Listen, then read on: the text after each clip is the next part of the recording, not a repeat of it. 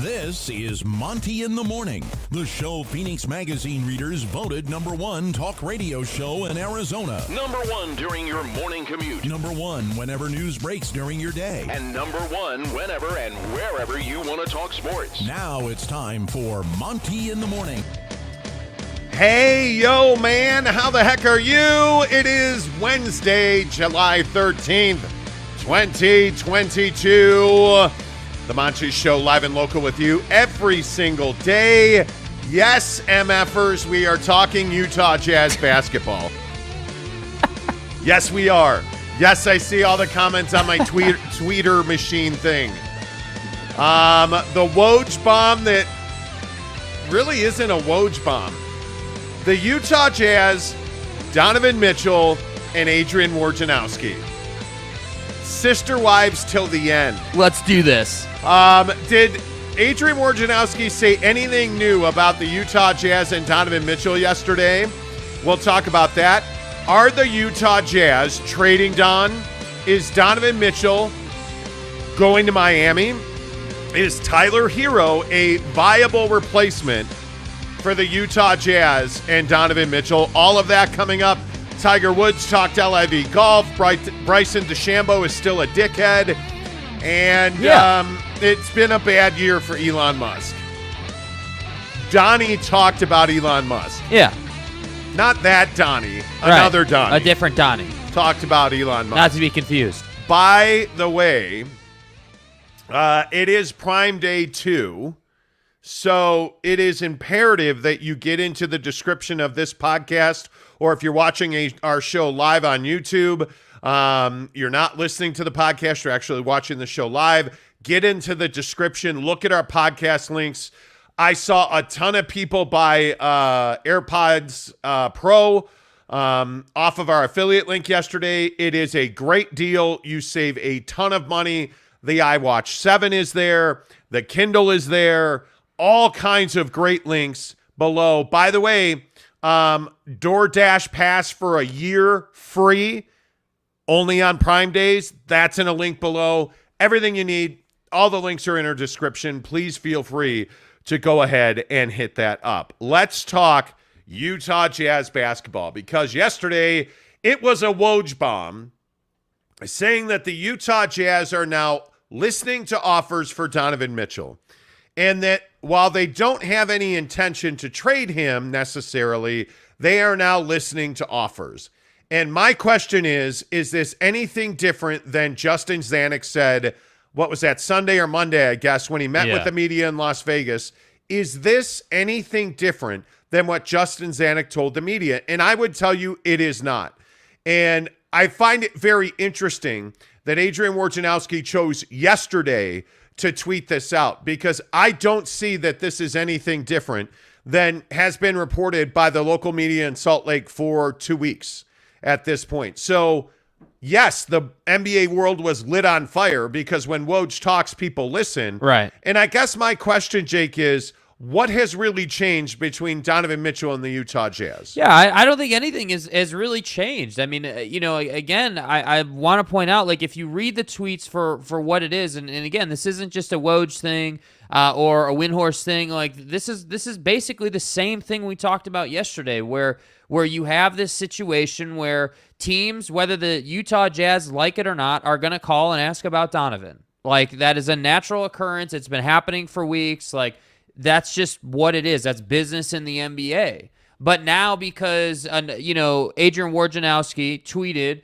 that they're listening to offers, everyone thinks that they're now actively trying to trade Donovan Mitchell, which I just disagree with. Again, it needs to be said that if some crazy trade offer comes in that the Jazz would look foolish for not taking on Don, then they're going to listen to that. Right? They're gonna humor those conversations, but again, they're not trying to actively trade Donovan Mitchell, and this is why, this is where I get a little just sort of confused about why this is hard to understand. One tweet changes the entire narrative on what the Utah Jazz are doing, and I think respectfully, I just think it's kind of crazy because Again, Don hasn't said anything. Like Justin Zanuck, again, at the presser the other day, pretty much said as much, literally said there's no intent there to trade Donovan Mitchell. Like, those were his words.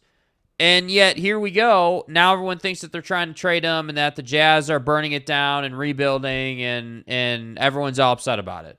So that's why I say, literally today, many days before, like, go with the people who you trust. Like, go with the people who have told you the right thing for a long time. We told you Rudy was going to get traded. We told you they were going to trade Joe Ingles. Like, we have a good track record. I'm telling you, they're not trading him. It's just not happening unless they get some ridiculous offer. I think the proper way to say this is what we've said from the beginning. I was told yesterday, point blank, that nothing has changed, that it would take the single biggest trade offer in the history of the NBA for the Utah Jazz to move Donovan Mitchell, and I think that's accurate. I think it's comical that Danny Ainge would trade Donovan Mitchell to the Miami Heat for Tyler Hero. That trade in and of itself is not happening. If Tyler Hero's a part of a significant package coming back to the Jazz, it would have to be a 3-team deal. I don't see that the Miami Heat have the assets. This is why the Kevin Durant trade didn't happen. And I can tell you point blank, it was explained to me yesterday, the Jazz value Donovan Mitchell at the same level that the Brooklyn Nets value Kevin Durant. It is going to take a haul to get the Utah Jazz to trade Donovan Mitchell, as it should. With all due respect to Tyler Hero, the trade package yesterday of Tyler Hero, Duncan Robinson, and 2 picks is an insult to Danny Ainge. Yeah. If the Miami Heat, and we heard rumors, 2 weeks ago, the Heat have, put a trade package in, that's great.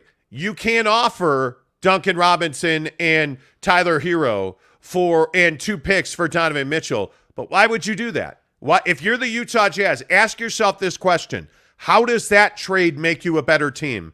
Everybody just automatically assumes that the Jazz are rebuilding and they're looking to acquire draft assets.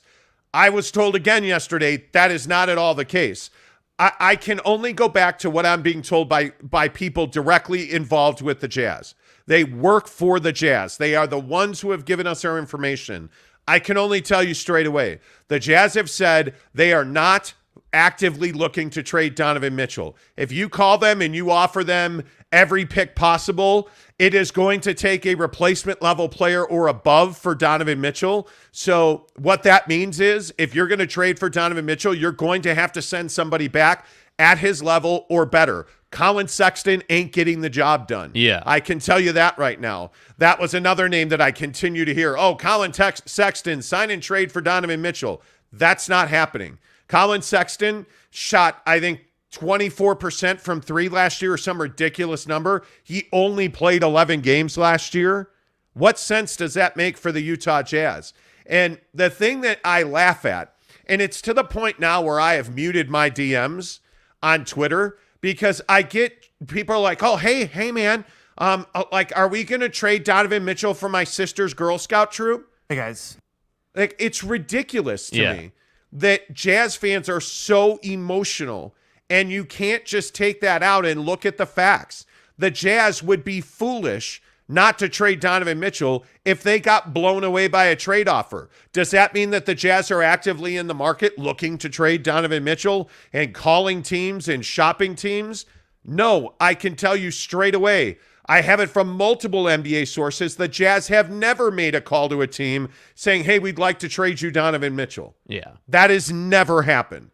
Teams have called repeatedly. I tweeted out the other day, multiple NBA teams, in fact, just about every team in the NBA have called the Jazz and put in conversations about, hey, what would it take to get Donovan Mitchell? Like, that has happened. It was said to me dozens of times the other day. What Adrian Wojnarowski tweeted, with all due respect to Woj, because he's certainly got better sources than I do, what Adrian Wojnarowski tweeted yesterday was not new, it was not significant, and it does not represent a change in the way the Utah Jazz are doing business. Yeah. That is as simple as I can put it. And I can tell you straight away, they're not trading Donovan Mitchell for Tyler Hero. They may move on. If they traded him and Tyler Hero was involved in a package on what would have to be a 3-team deal, Sure, I could see that.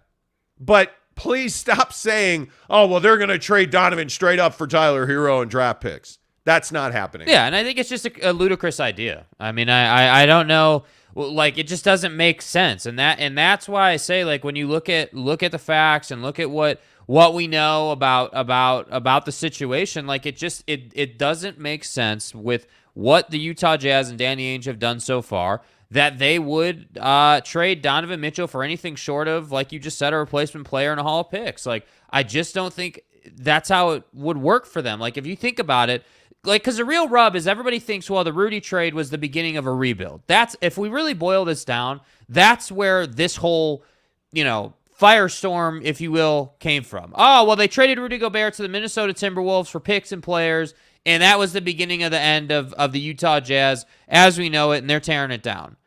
I'm here to tell you, just like I did that day it happened, that that's not what they're doing. They traded him because they had to trade him to move the money. And now, with the Donovan Mitchell situation, they're stuck waiting for the Brooklyn Nets to figure out what they want to do. And that's the problem. Everybody's sitting here waiting. So what happens? The news cycle slows down. There's not a lot happening. We're sitting here watching scrimmages at Summer League, and we want something to happen. So magically, all of a sudden, now the Jazz willingness to talk about Donovan Mitchell goes up. The door is open. And that's why I say, I don't think anything's changed. There's no new news here. It's literally just talk. Like, come back to me when there's actually a trade that happens. Notice there's no trade that's happened, Donovan or otherwise. Nothing's happened. Yeah, and I think what's interesting is, like, Cody Strickland, who sends us a $2 tip. Appreciate you, Cody, says, I think you boys need to slap your Jazz sources. I don't think so. Like, it's funny that messaging with our Jazz sources yesterday, there was a palatable frustration about this Adrian Wojnarowski tweet, because all it does is stir the pot. Yep. And then again, I just go back and I don't understand Andy Larson's obsession with CAA. I don't understand it. I don't get it. He continued yesterday. He tweeted again about how it's CAA trying to stir the Donovan Mitchell pot. I don't understand that. I mean, there are rumors in the market that Donovan Mitchell is changing agents. So I don't know that CAA is even a relevant pot stirrer. But this is what we do in the media, right? If you think about it, this is what happens locally, nationally. Hey, nothing's happening, right? And I want everyone to just pause and think about this. Nothing right now is happening. There is literally no trades that have happened. Kyrie to the Lakers hasn't happened. Like, the 15 gazillion team deal with Brooklyn hasn't happened. Like, nothing has happened. So what are we sitting here doing? We're sitting here spinning. We're sitting here trying to come up with something to talk about. That's the truth about what is happening right now in the media. And I don't mean any shade at Woj. Like you just said, I'm sure he's got great sources. I don't even doubt that. But what I'm telling you is that this is a non-starter. This is a non-story until a trade happens. If they trade Donovan Mitchell, come back in here, talk your junk, great. But what I'm telling you is it's just not going to happen unless they get some crazy-ass trade offer. Think about it. It doesn't make sense. No, it really doesn't. What is the point? Think of it this way. Wind the clocks back to when they brought Danny Ainge in, before the Rudy trade, before all the drama, before the season happened. What was the point of bringing in Danny Ainge to do all of this? Did you bring Danny Ainge in to burn the team down and rebuild? But this is why you can't get into these swings and ride the pendulum of, oh, well, they said they have to have 2 All-Stars, so there's no way they're trading Rudy Gobert. Like, you believe the perfect example. You believe everything you see on Twitter, and I'm just telling you, you cannot do that. Are the Jazz going to trade Donovan Mitchell? There's a possibility that happens. There's a possibility that happens. Did anything change yesterday? No, it didn't. No, it did not. Nothing changed yesterday.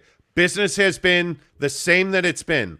The Jazz are at Summer League. They're talking to people. I think the Jazz very much would like to make 2 more trades. I'm telling you now that Mike Conley and Bojan Bogdanovic will not be here when training camp opens. That is my firm belief. As soon as the Kevin Durant trade happens, I would guess that Mike Conley and Bojan Bogdanovic will be moved. Yeah. Either part of that trade or a different trade. Because I think the Jazz are absolutely in, I would say, 3 scenarios as the third team in a Kevin Durant trade. And from what I'm told, I don't think Donovan Mitchell's in any of those scenarios. I think if you're going to make a Donovan Mitchell trade, it is not going to be for a third tier player. It just isn't. Like, and I want people to understand that this goes back to what I talked about yesterday. And I think Tanner Plummer, who yesterday was, I don't know what, Tanner, you were doing on Twitter yesterday. Hey guys. But whatever it is, I just am not interested in it. But asking all kinds of ridiculous questions about this or that. Listen, the Utah Jazz, I don't understand what the issue is nationally with the media and the Jazz. I don't get it. I know a ton of guys very well nationally, and they just don't care about the Jazz. So when something like this happens, and all of a sudden you get guys in, like Miami's a great example. You get guys in Miami saying they're talking to people at the Jazz.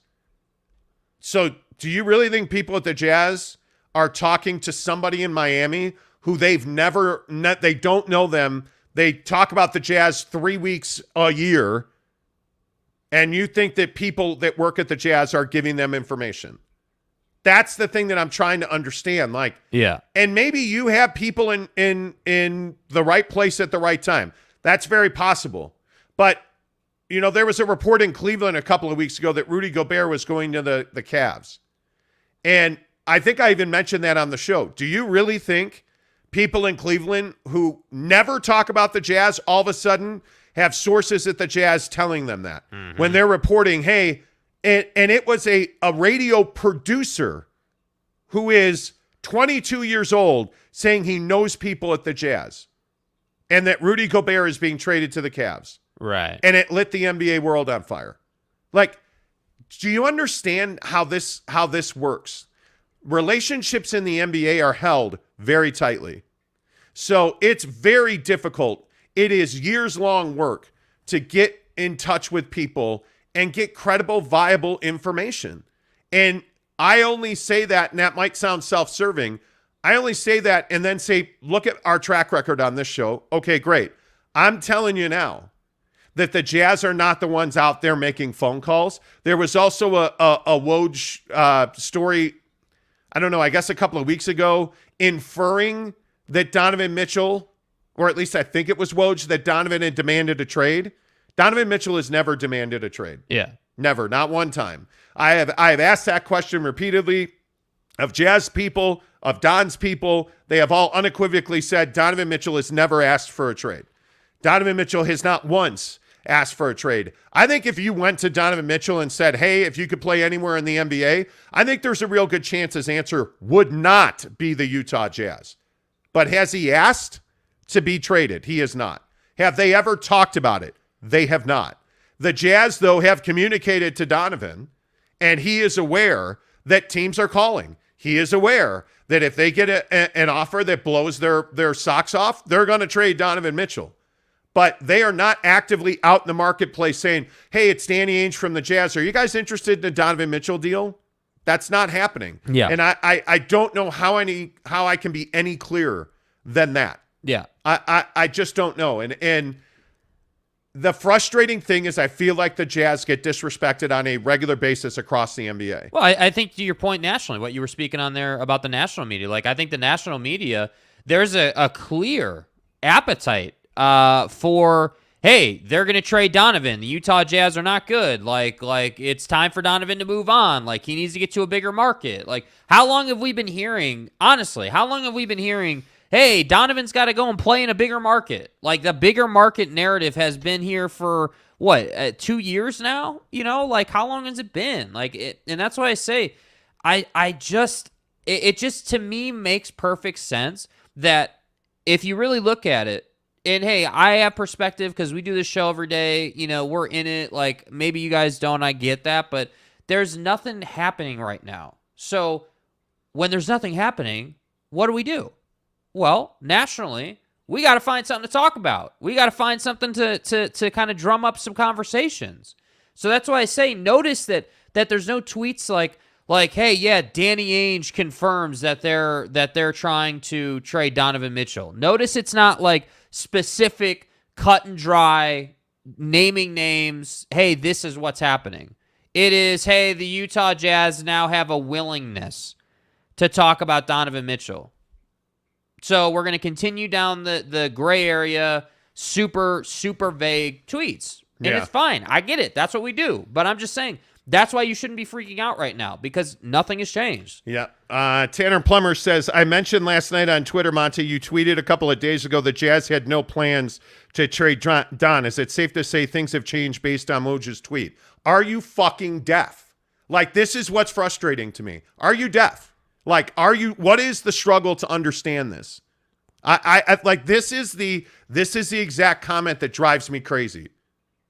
I've never said the Jazz would never trade Donovan Mitchell. Mm-hmm. I said they are not actively working, and I guess I can go back and fish through that. I believe that I was told the other day they have no plans to trade Donovan Mitchell. I don't know how much more clear I can be on that. It's not a difficult concept. If they get a massive trade package to trade Donovan Mitchell, my guess is Danny Ainge would do it. But they're not actively working to trade Donovan. And it's stuff like this, Tanner, that drives me crazy. Like, you want to, like, and for those of you who care about this, like, on Twitter last night, you just keep asking the same question over and over, hoping for a reply. I'm not going to reply to nonsense. It's in black and white on Twitter. Like, what part of this is confusing? Yeah. I don't understand it. And the reason it annoys me so much is I say the same thing every day on this show. I think I have been remarkably consistent. If you go back and watch the last 2 months of shows, I have not changed my opinion on Donovan Mitchell, and I have told you every single time that I've talked to the Jazz. So is it safe to say things have changed? No, it's not safe to say things have changed. What Adrian Wojnarowski reported is not different than what was reported over the weekend. It is not different than what Justin Zanuck said the other day to the Utah media at Summer League. What do you mean, have things changed? Nothing has changed. What Adrian Wojnarowski reported, and I'm happy to go back and read it. Yeah. I'm happy to read it word for word, because I just don't understand this. I don't get it. And I'm not even being a jerk about this, and I'm just asking straight away, what part of this don't you understand? Yeah. What part of this don't you understand?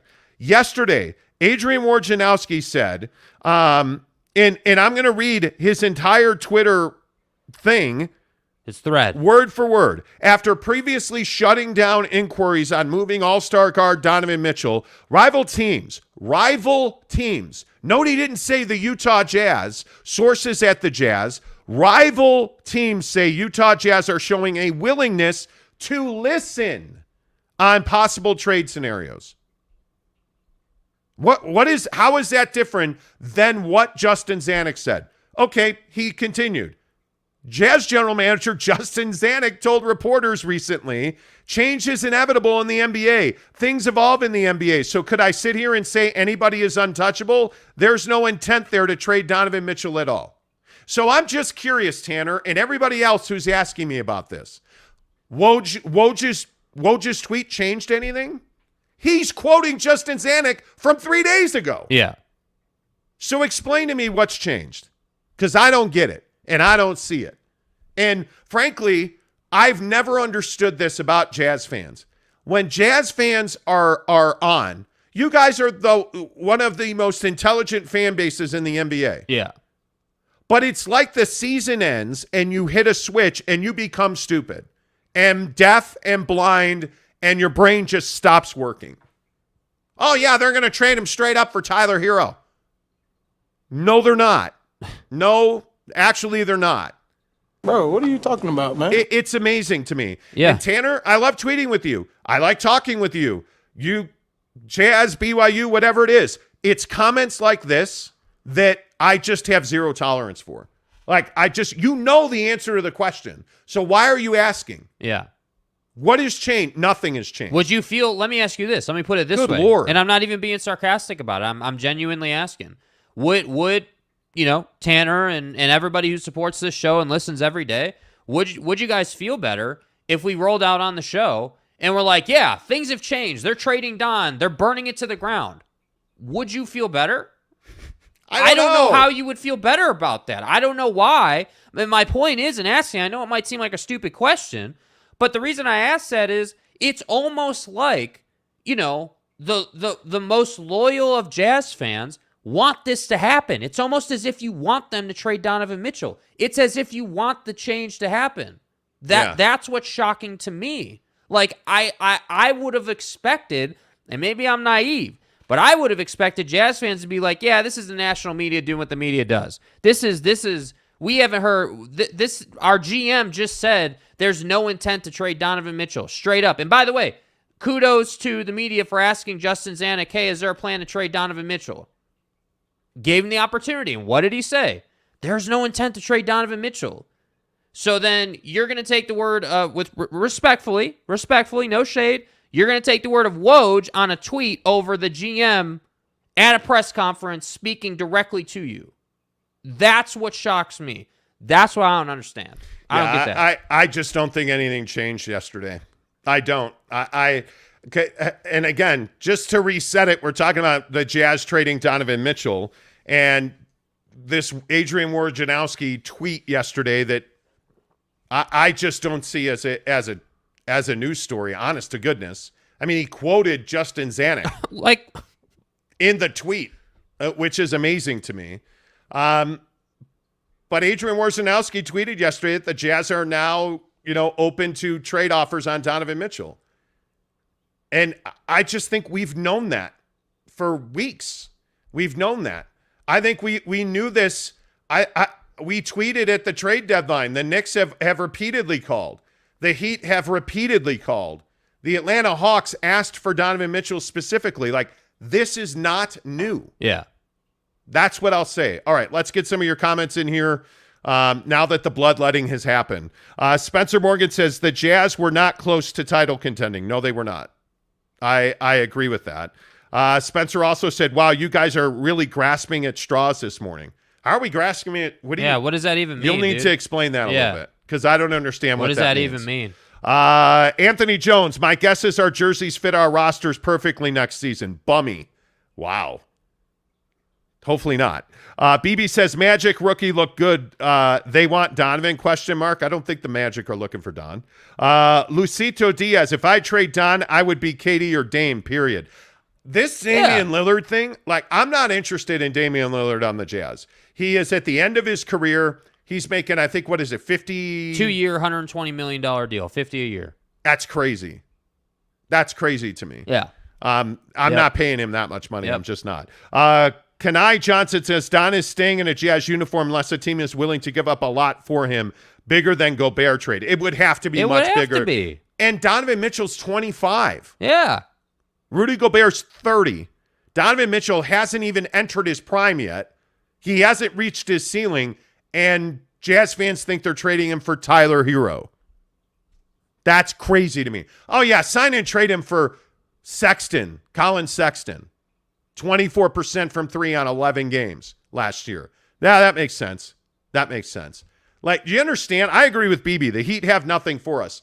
The Heat don't have the assets to make a Donovan Mitchell trade. I wouldn't even do a Jimmy Butler deal. I don't why would you do that? Again, you made the best point right there. Don's heading into his prime. He's not even in his prime yet. Jimmy's on the way out. Why would you, again, and this is my thing, why would you trade Donovan Mitchell right now? He's coming into his prime. You made a great deal and got a ton of value for Rudy Gobert. You have options. You're in a great place. And then you're going to trade Donovan Mitchell? That doesn't make sense to me. Yeah, I really don't. I don't understand it. I really don't. It blows my mind. Ramsey's 10SA says, I know why the media started on Utah. It's because of Tim McMahon. He covers them for years now. Yeah, Tim McMahon. I don't disagree with that. And he just reports BS. I happen to think Tim McMahon's very credible. Look, I don't know how right he's been, but Look, it's a waste of okay, maybe it's strong to say it's a waste of time to say that the national media just spews stuff. But what I think needs to be said is that there is only a select few people who cover the team full time. Yeah. Every single day, 365 days a year.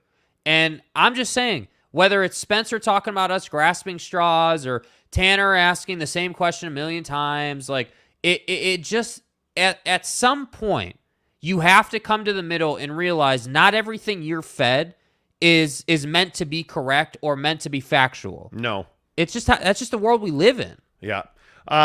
Spencer says the Tyler Hero thing is a straw man. The fact the Jazz have indeed shifted, whether that shift happened over the weekend or yesterday, from shutting down offers to listening, I think they've been listening to trades on everybody the entire offseason. Yeah. But this is what I mean. See, I don't believe that a shift ever happened. Yeah, there was never a shift, and that's precisely my point. I'm glad you pointed that out, man. That's my point. There was never a shift that happened. If someone calls Danny Ainge, says, "Hey, Danny, it's me. I'm calling from the Miami Heat, and we're curious about what it would take. Would you even be interested in a Jimmy deal or whatever the hell the situation would be?" Well, Danny's obviously not going to hang up on the guy, right? But he's going to hear him out, and then he's going to say, "No, we're not interested in that. Have a nice day." How does Rudy Gobert end up in Minnesota? Ask yourself this question, because we had it on pretty good information that Atlanta and Chicago were the two primary teams chasing Rudy Gobert, and that Toronto was third. The Bulls were by far the most passionate team about acquiring Rudy Gobert. There was no doubt about it. The question was, are you going to involve Patrick Williams, or are we going to trade him somewhere else? That is as simple as it was.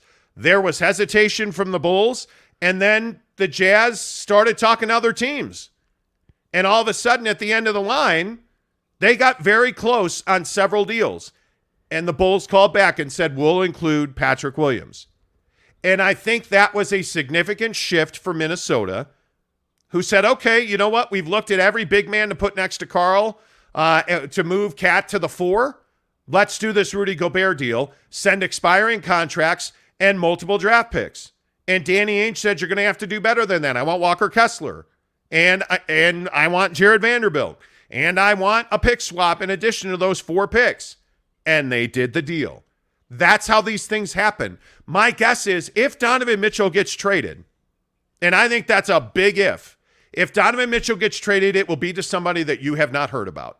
It's one of two things. He's either in a large Brooklyn deal where the Jazz get a haul of picks and a replacement level player, at least one replacement level player, or he goes to a team who's willing to give the entire franchise to the Jazz for Donovan Mitchell, which, again, with all due respect to Don, he's not coming off of his best season. Yeah. Let's be honest about it. And Don has struggled in the last 5 minutes of games.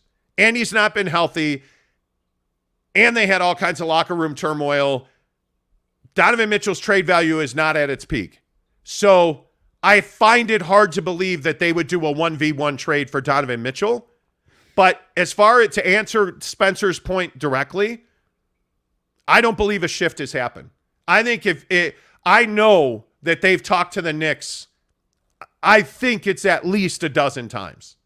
And I can tell you that the Knicks would have to include R.J. Barrett. That's a starting point for the Knicks and the Jazz.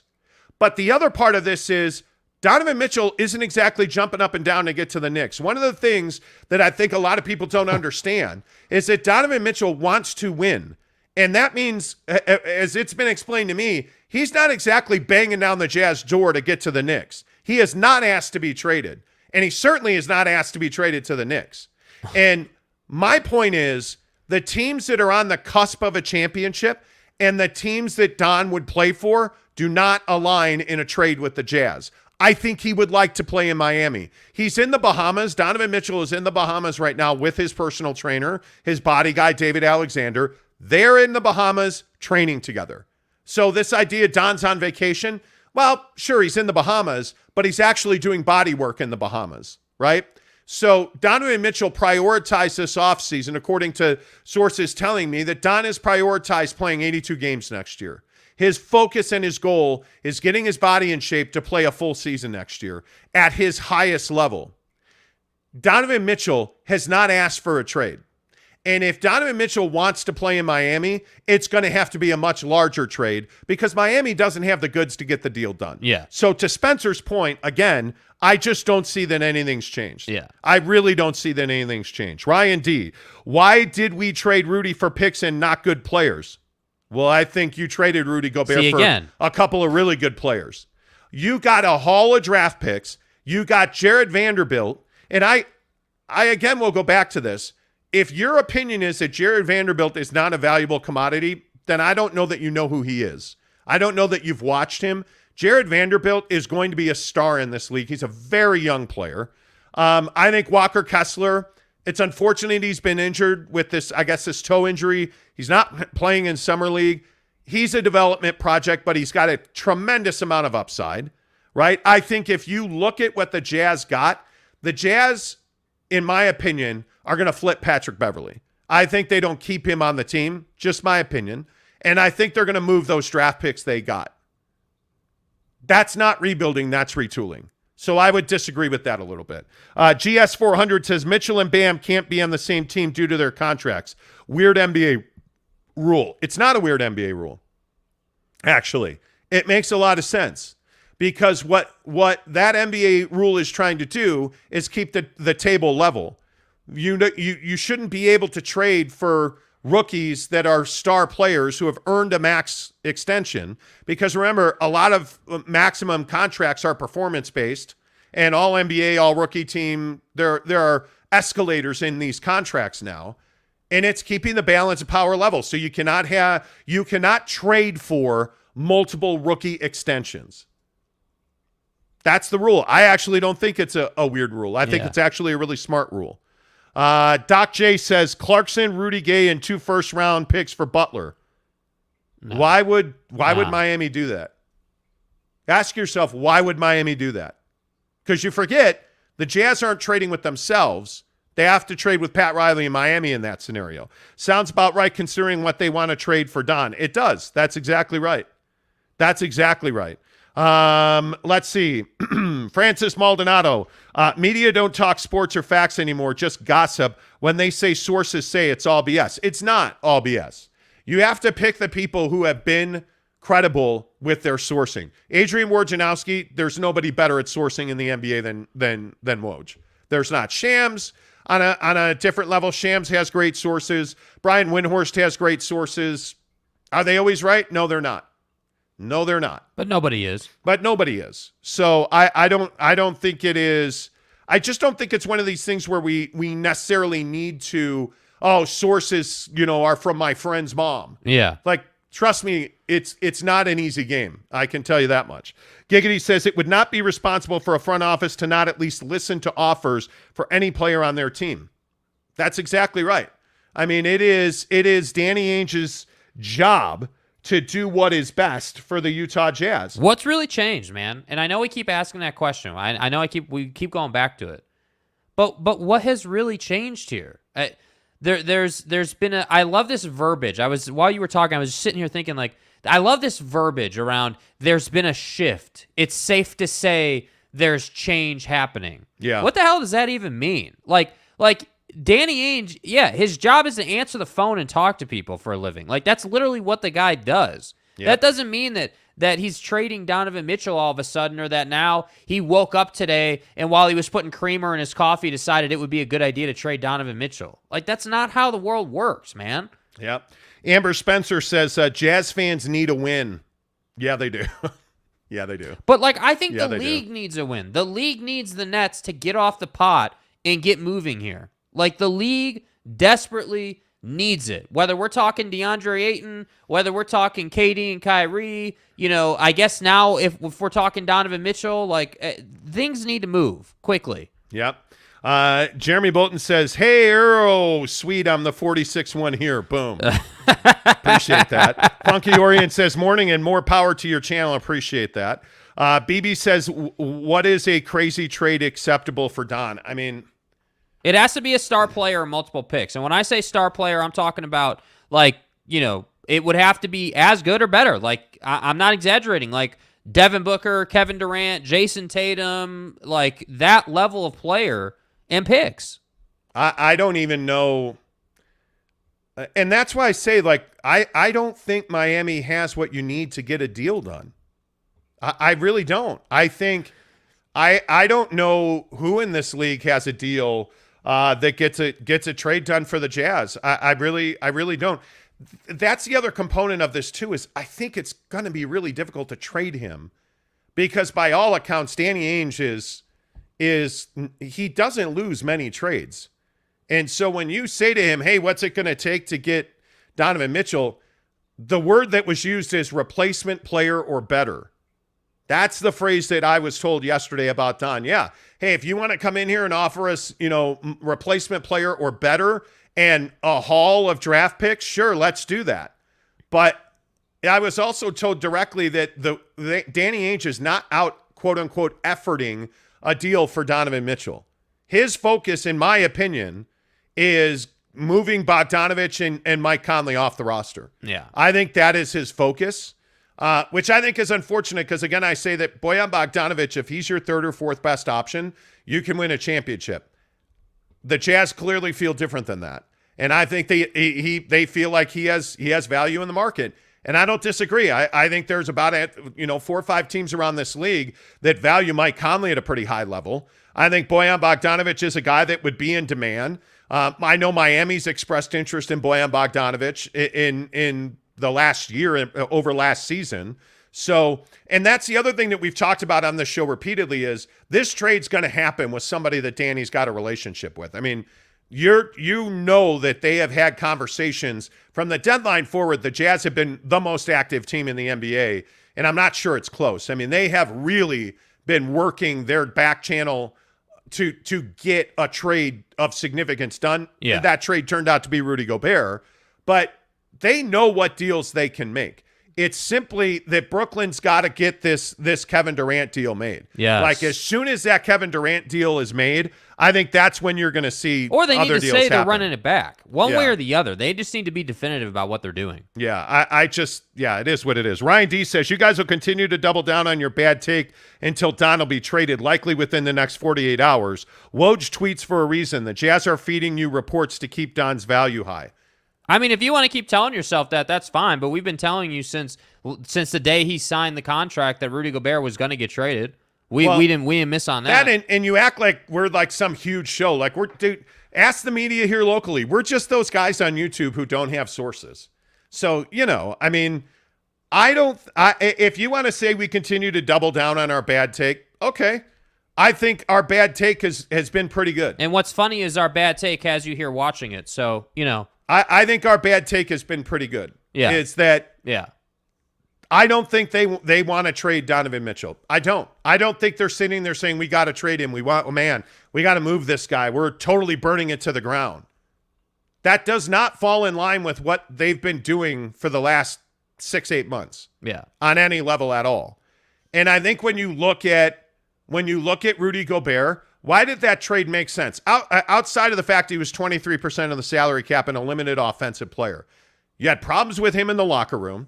He had really essentially split your locker room, Rudy Gobert, into 70-30. And he was a guy that was not developing anymore. He was a guy who went to the front office and said, I'm frustrated with the defense, and I want to be a bigger part of the offense. And they gave him the opportunity to be a bigger part of the offense, and he simply cannot dribble a basketball. Rudy Gobert can't dribble a basketball without turning it over. That's why they traded him. It's not even as much that he was expensive. If Rudy was expensive and growing, I think he might still be here today. But when you're expensive, you're not growing, you're a pain in the ass, you're whining and complaining, you're tweeting about other players, you're comparing Donovan Mitchell to Devin Booker. When you look at the total package, it made sense to do a Rudy Gobert deal. Yeah. Ask yourself what sense it makes to do a Donovan Mitchell deal. Is he a problem in the locker room? He's not. Is he a problem off the floor? He's not. Is he tweeting things about the team and exposing team business? He's not. Is Donovan Mitchell at his ceiling? Not close. He's 25. Developing, comes back with an absolute different skill set every year. Is he a guy you have to motivate? He's not. Is he a guy who shows up every night? He does. Does he sit out games in Dallas that are the biggest game of the year? He didn't. Why? You're looking at Donovan Mitchell as though he's a problem. Yeah. And what I'm telling you straight away is Donovan Mitchell's not a problem. Donovan Mitchell's not a problem at all. And did the Jazz change their mind on Donovan Mitchell? They haven't. Would they trade him? They would. Are they going to? My opinion is it's probably 80-20 they don't make a Donovan Mitchell trade. Could it happen within the next 48 hours? Yeah, absolutely. Could I catch herpes from a hooker in the next 48 hours? Well, that's probably a bad example. Just so you can go to Pound Town. No, I probably couldn't. But anyway, my point is, could the world end in 48 hours? Yeah, it could. Is there a chance he gets traded in the next 48 hours? Yeah, there is. Do I think it's going to happen? I don't. And I can only go back to what I've been told repeatedly and throw out what my Jazz sources are telling me. Look at the NBA sources that we have, right? So go back, check the record, check the timestamp, check the date. Who told you that Kyrie Irving wants the Lakers? We did, and we told you that first. And where is Kyrie Irving trying to get to? The Lakers. We've told you Rudy Gobert, like we've been pretty good. We told you Will Hardy was going to be the next head coach of the Utah Jazz 4 days before the local media had it. We've been pretty spot on with our stuff, right? And by the way, all the receipts are on YouTube, so you can go and find it. My guess is what I think is going to happen based on what I'm being told is that Donovan Mitchell will be here when the season starts. That'd be my guess. If I'm wrong, I'm wrong. Do you want to come back in the day he gets traded? Cool. Because the minute he gets traded, we'll be right here on YouTube. And we'll be talking about how they're not going to win a championship and how they're rebuilding and how now the Utah Jazz are now an irrelevant team in the NBA. So, because I think unless you'd have to tell me what they get in return. But I think there is a significant chance that they don't trade Donovan Mitchell. And if they do, sure, I was wrong. Great. I don't have any problem saying that. Dude, it's just so unbelievable to me that there's such an appetite. Like, I feel like right now what's happening on this show specifically is we're getting a lot of comments about how, oh, well, you guys have bad sources or you don't know what you're talking about. Okay, so does that mean that you want Donovan Mitchell to get traded? That you would rather that makes me burn crazy. the damn franchise down so that they're not winning championships and they're not relevant? Is that what you want? That's what makes me crazy. I just can't believe it. That's what you want. How can you not value what Donovan Mitchell brings to the Utah Jazz? You're more interested in telling us that we're wrong than you are that, hey, maybe these guys who have admittedly gotten a lot right, they're not perfect. They're not even the best show, certainly not the biggest show, but they have gotten some things right. Maybe we are looking too much into Adrian Wojnarowski, with all due respect. Again, not throwing shade at him, but maybe we are. Maybe we are looking too much at a guy in Windhorse who flip-flops back and forth on what's going on with Donovan Mitchell more than anybody I know. Yet he's on Get Up every single day on ESPN. I wonder why that is. What this stuff does, what these guys in the national media do, is they stir up Jazz fans. And I think they put the Jazz in headlines for the wrong reasons. And I think it creates drama. And I think this is why you have to have a guy like Ryan Smith constantly communicating with Donovan Mitchell. You have to have Danny Ainge constantly communicating with Donovan Mitchell and Ryan Smith. And by the way, I just want to say, multiple requests from us to the Jazz for Ryan Smith, for Justin Zanuck, and we have been chasing comments from Donovan Mitchell for months, and none of them will come on our show. I just want to put it out there. We've asked, because I see the comments saying, well, why don't you put him on? We've asked. We've tried. We have asked. And we will continue to ask. Repeatedly for Ryan Smith to come on our show. Can only ask. Can't make him do it. So hopefully he does it at some point. We'll see. I don't know. There's going to be a reckoning in this town, and you need to understand that. One way or the other. It's a bit like, what's amazing to me is, will you guys admit you're wrong when they trade Donovan? Sure. Does that make you feel better? Are you hoping to be right? That's what I mean. Like you're sitting here really hoping they trade Donovan Mitchell. Ask yourself how much of a Jazz fan you are if you're hoping that they trade they have one of the top, arguably 15 players in the NBA. Certainly top 20. Who's not at his best yet. When they trade him, let's say that happens. When they trade him, are you going to vilify him? When he comes in, you'll be the same guy that'll What, do the Gordon Hayward and boo him? And oh no, what you're gonna do instead when the Jazz are irrelevant is you're gonna say it was a mistake to bring Danny Ainge in, and you can't be a Jazz fan anymore. That you got to find a new team. Yeah, that's what's gonna happen. With all due respect, and again, I want to make it really clear, right? We work our ass off on this show. We give you the absolute best information that we can find. And hey, if we're wrong, great. We'll tell you that we were wrong. Yeah. The problem is we haven't really missed yet. Again, not to be arrogant or to say that we're right about everything. We haven't really missed yet, dude. We haven't. And that's what I'm telling you. I get it. We're not ESPN. We're not KSL. We're not Adrian Wojnarowski. I'm not gonna. The other thing that I hate doing is I don't care if we're right or wrong. I honestly don't care. I don't, because the reality is the Jazz are going to do what the Jazz are going to do, and we're going to sit here and talk about what they do. It is that simple. And by the way, not to cut you off, if we're wrong, you're still going to be here having the conversation with us. That's what's important, is having the conversation. Yeah. It's crazy. Some of the comments today, if you just take the time to scroll through the comments, they're crazy. It's crazy to me. Brett Allen says, bro, this co-host is triggered. And yes, I want Don traded. He's not a winner. High volume, low efficiency player. Don is really good, but he's not as elite as y'all make him out to be. Okay. What are the facts about Donovan Mitchell? Did Donovan Mitchell struggle this year in the last 5 minutes? He did. Who was the viable number 2 option on this team? How many times was Donovan double-teamed? A lot. And here's the other question. Who on this team routinely can be counted on to get you a bucket? Well, I would say generally that's Jordan Clarkson, because Mike Conley's not it.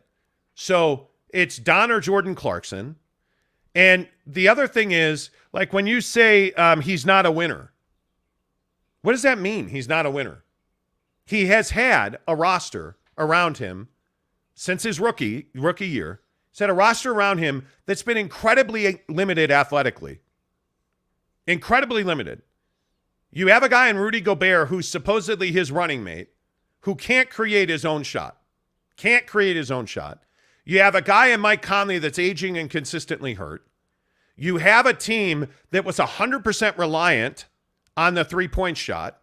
So he goes and improves his three-point shot, and you criticize him for that. The criticisms of Donovan Mitchell are never going to be he's not a winner, because he is a winner. He has that winning mentality. Has he won at the NBA level? He is not. Has he been good in the clutch? No, he is not. And especially this past year. But betting against Donovan Mitchell to be an elite player, I think his potential is he could be a top 5 player in this league. If he comes back this year with a much more lethal mid-range game, Donovan Mitchell's a top 10 player. Yeah. If he comes back this year and he plays defense at even a serviceable level, he's a top 10 player in the NBA this year. Mm-hmm. So you can say he's really good, but he's not as elite as you make him out to be. I've never said he's elite. I just said 5 minutes ago, I think he's top 15. No doubt he's top 20 in this league. But in my opinion, he's top 15. I think he is a cut below now the guys of his generation. He's a cut below Devin Booker. He's a cut below Jason Tatum. He's certainly a cut below Ja Morant. That group of guys. Yeah. But it's not going to take much for him to get there, because none of those guys have won a championship, and both Book and Tatum struggled mightily in their finals appearances. Donovan Mitchell needs a team that's built around him. When he has the same team that when he has a Marcus Smart, a Jaylen Brown, a Chris Paul, well, just look at the Celtics. Let's not get off the reservation and go to the Suns. Look at the Celtics. Look at the team they have around them. They have 8 elite defensive players on the floor at any given time. 8 guys, all of them are elite. Everybody on the floor is an elite defender. They're by far the best defensive team in the NBA. And the Jazz are not very good defensively at all. So he gets blamed for being a terrible defender. Okay, I admit he's not that great of a defender, but you really think he's not a better defender than you showed last year? Come on. And yeah, if you want to say, hey, you know what? Anyway, Brett says, Monty, go back, ask Jalen Brunson how good Don's defense is. Nobody said he was a good defender. I've never said that. Never, not one time. But you writing him off the way you're writing him off is tragic. Because what it tells me is you either don't watch Jazz basketball on a regular basis, or you just don't appreciate how good he is. Mm-hmm. It's one of those two. Because in the whole Rudy versus Don thing, there was no doubt in my mind ever, not for half a second, that this team was built around Rudy Gobert, and that was a huge mistake. Huge mistake. You don't pay non-offensive centers 23% of your salary cap. That's a mistake. So everybody that was arguing Don versus Rudy, Rudy's better, Don needs to get out of town, Rudy's our star, he wasn't ever your star. Rudy was the problem, not the solution. It's just the opposite. Put a roster, and this is why I said the other day about, Danny Ainge doesn't believe that Donovan Mitchell can be number one. The next day, the same national guys were like, they want Donovan to be their full-time point guard. Oh, got So it. wait, then he does believe in him. Get out of here. Come on. Big Dog O-Town says, Jazz fans don't really want a championship banner. They want more just being relevant. I think what Jazz fans want is, I agree with who said that. Amber said they need a win. But Jazz fans, I think, are so traumatized by terrible management that they just don't want guys to walk away. You'd rather trade a guy than have him leave in free agency. Facts. And I think what Jazz fans struggle with is you want nice guys that the kids all love. And you know what? Man, he's such a swell dude. You don't care if they win. You just want Joe Ingles to be here because he's a nice guy and he's Australian and it's really cool. Mm-hmm. Well, I want to win championships. That's what I want. I want to win a championship. And I don't care who's here when we win a championship. I just want to win a championship. And then I want to go back and do it again. And if that requires trading Donovan Mitchell, great. See you later. Let's go win a championship. If Danny Ainge trades Rudy and Don and the Jazz win 3 championships in 5 years, hey, man, really enjoyed having you guys on the club. See you later. Yeah. I'm good to go. I'm loyal to the ring. I'm not loyal to the player. I want to win rings. That's the bottom line. And it's crazy to me that people don't want to win rings. They want to have nice guys who don't win championships. Mm-hmm. That's what's crazy to me. Mark Barrington says Rudy is a floor-raising guy, which may be an issue with many thinking he can make them a championship contender. Mitchell feels like a ceiling guy. He can put you over the top with the right cast. Totally agree with that.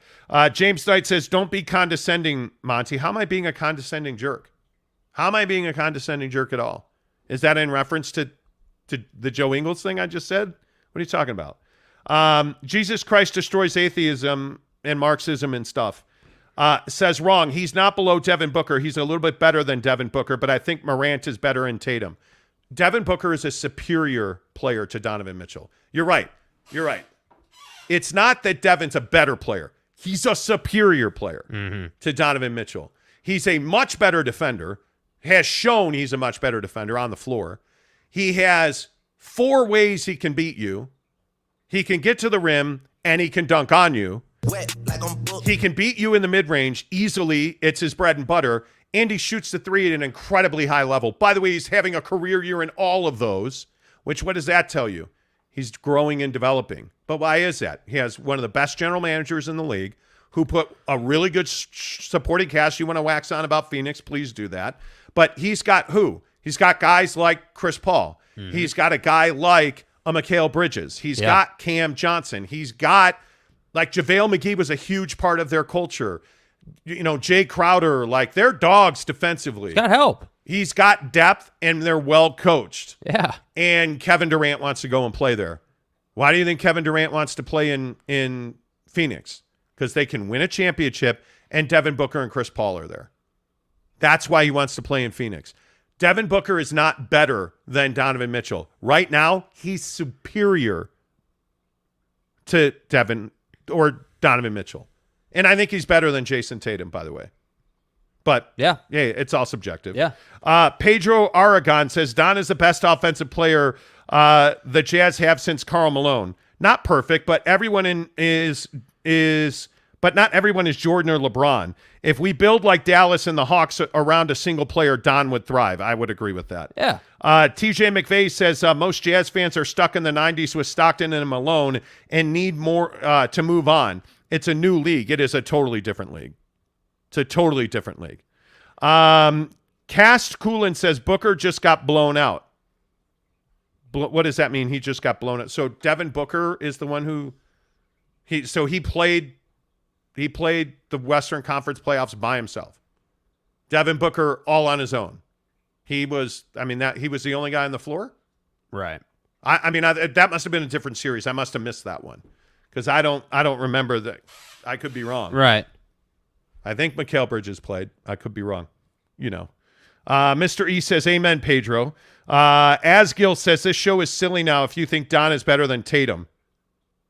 I can't keep watching this. Who says Don's better than Tatum?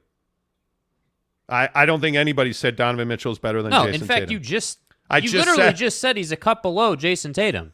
What are you talking about? Yeah, what do you mean? What are you talking about? Anyway, okay, a couple more things.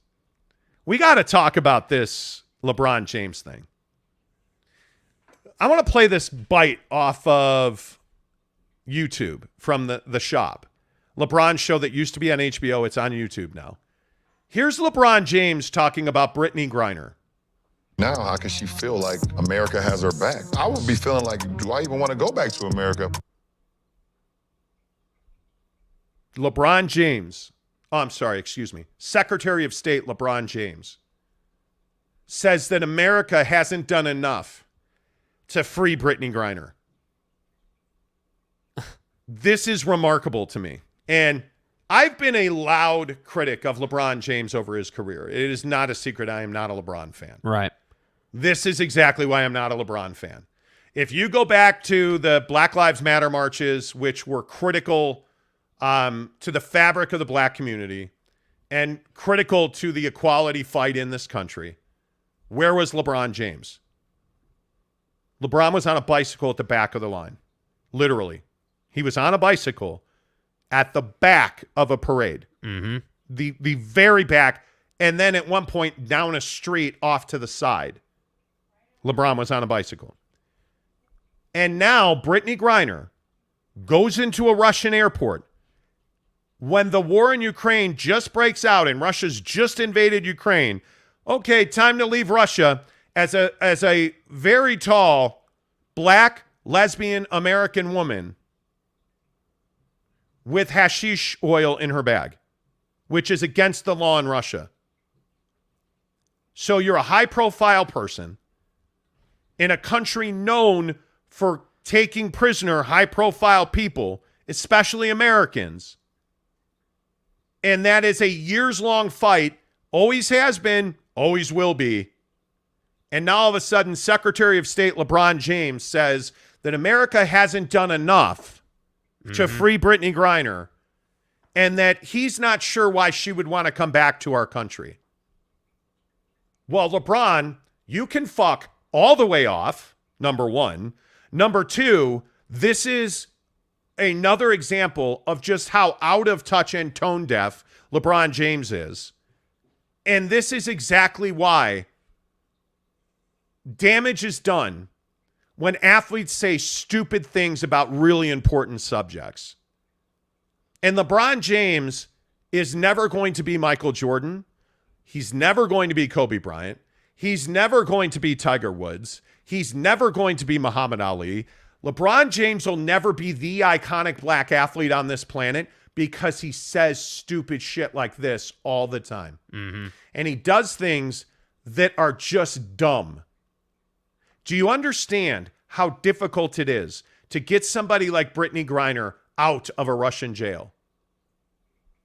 When Vladimir Putin is directly involved in her imprisonment, in her capture, in her being held, and you think that Joe Biden should, after, he turns the gas price knob down on his desk, he should just hop on a jet and go over and say, all right, Brittney, let's go home. Do you think that's how this works, LeBron? I actually think you do think that's how it works, Because you're unintelligent, you're not smart, and you say stupid shit repeatedly. And all you're doing is helping the Russians, by the way. This is the other thing that guys like LeBron don't understand. All you're doing is applying pressure from Russia to America. Because this is what Vladimir Putin needs. He doesn't need everybody to stop talking about Brittney Griner. He needs everybody to talk about Brittney Griner so he can leverage the American government for likely concessions so that he can go on murdering people in Ukraine. Because what's the biggest issue going on between Russia and America right now? It's sanctions, and it is pressure bursting their pipes to the point where the Russians are selling their oil in the Middle East now, pissing off the Saudis and everybody else in that region. And they're having to buy weapons from the Iranians because of American sanctions. And you think you should be talking about how bad Grandpa Joe is doing at freeing Brittney Griner. And by the way, let's also get this clear. As I said a minute ago, Brittney Griner has to own the responsibility for her situation as well. Is she responsible for being in a Russian jail? She's not. Did she put herself there? No. But did she make it possible for herself to be there? Yes, she did. And how did she do that? She either didn't know or didn't care about the laws in Russia, and she didn't understand who she was and where she was. Because let's be real unequivocal and real clear about this. Brittney Griner was a topic of conversation in the Kremlin the minute she signed a contract to be a Russian professional basketball player. And she was a topic of conversation and a target of their kidnapping, hostage-taking schemes, because that's what this is, the minute she stepped in that country. And when you have hash oil in your bag and you're charged with drug trafficking for having hash oil in your bag, that's your fault. That's not Uncle Joe's fault. That's your fault. Are we clear on that? Let's make that very clear, that Brittney Griner carries responsibility for her current predicament. Not all of it. She's not necessarily at fault. Yeah. But she should have gotten on a plane and flown home. The minute that there was an issue in Russia, should have gotten on a plane and flown home. Yeah. Now, by the way, it also needs to be said, the only reason she's in a Russian jail is because we don't value women athletes and we don't pay basketball players any money here. Because the only reason Brittney Griner is in Russia playing basketball, she makes over $1 million a year there. Yeah. She gets paid.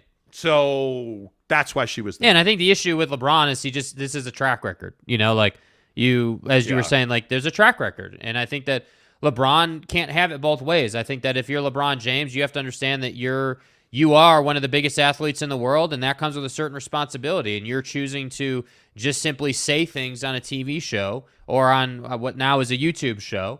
And I think it's just the wrong way to go about it. I have no problem with him speaking on it, but if you're going to speak on it, you have to take steps to do something about it. Whether that is, working for change or whatever those steps look like. I just don't think that you can talk and then nothing happens to follow that. That's the problem.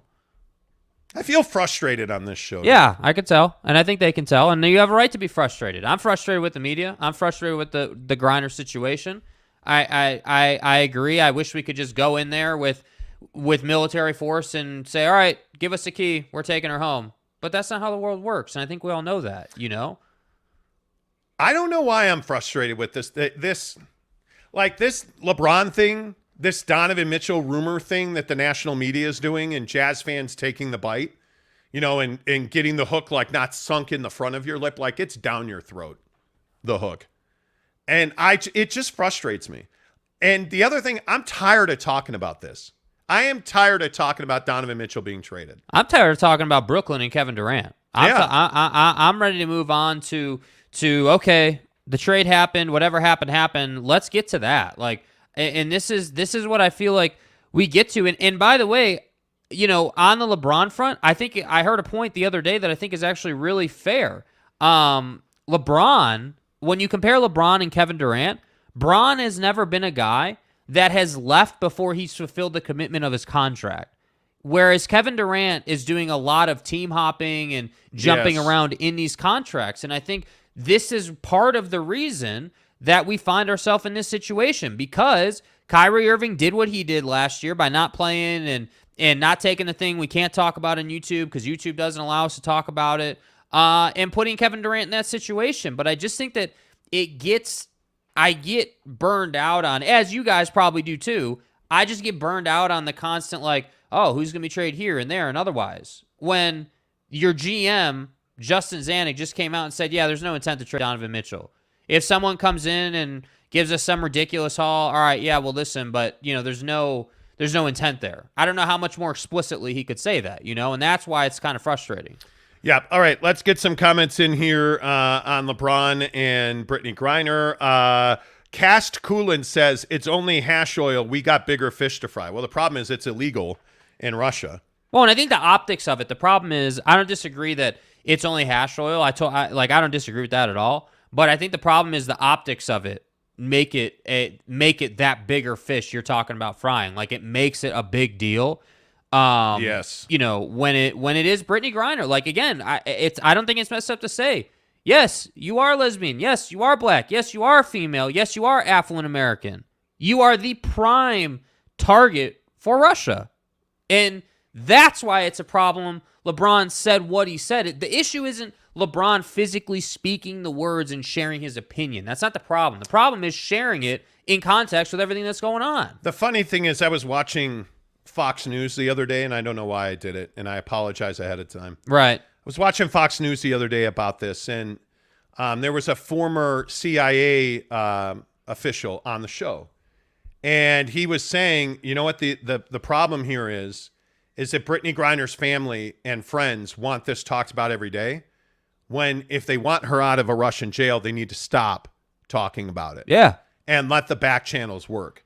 And I just think this is going to be a years-long thing unless something significantly changes, because Russia is in a bad way, man. You know what's funny about that? And this is just off the top of my head. I just made this connection.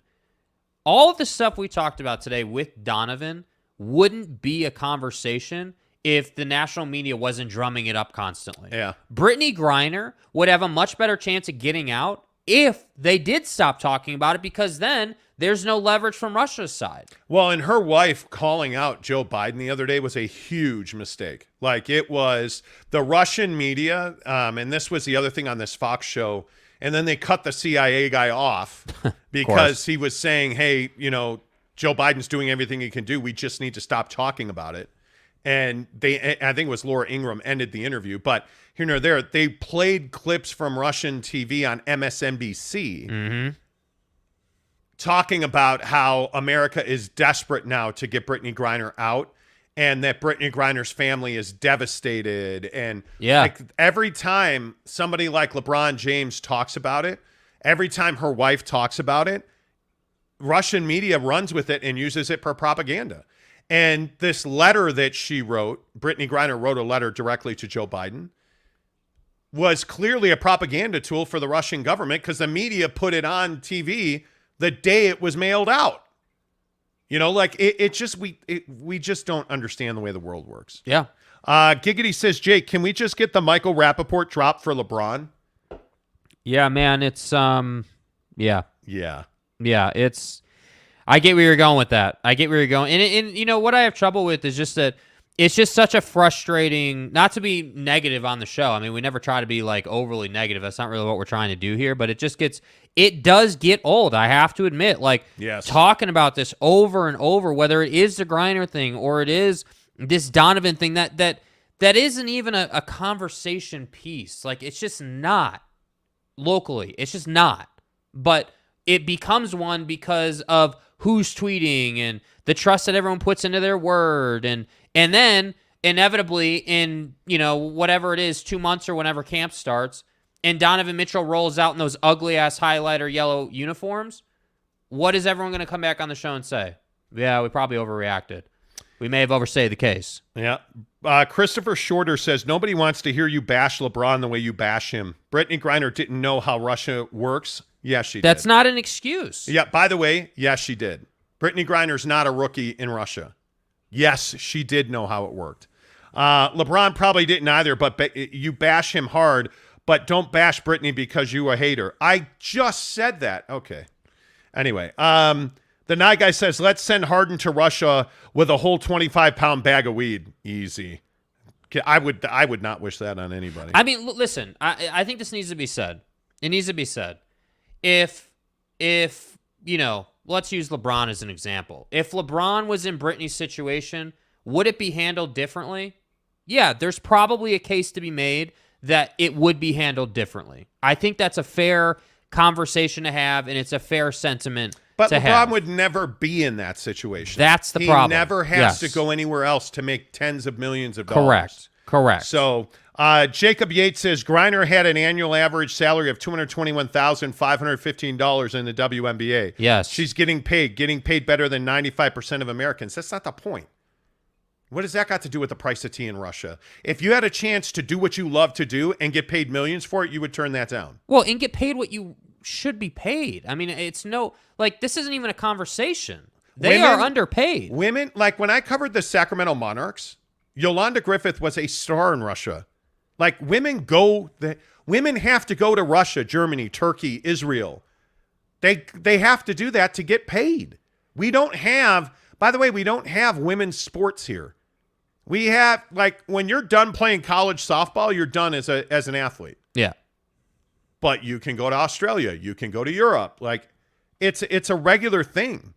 It is a regular thing that happens. You know, like it just is what it is. Cash Coolant says Griner isn't even in jail. She's in a hotel room. I have no idea. I have no idea. Amber Spencer says, I'm happy to hear LeBron being bashed. He shouldn't have ever been in the Space Jam reboot. Oh, man. Yeah, well, that's a whole different thing. I think that's the first thing that's been said today that we can all agree on, frankly. That's a whole different thing. Jeremy Bolton says, Caruso should have showed Griner how to hide weed through security. Oh, wait, never mind. He sucks at that, too. Yeah, he's not good at that. Cocaine is a hell of a drug. Sima Bates SSB says, if Donovan gets traded, delete this channel.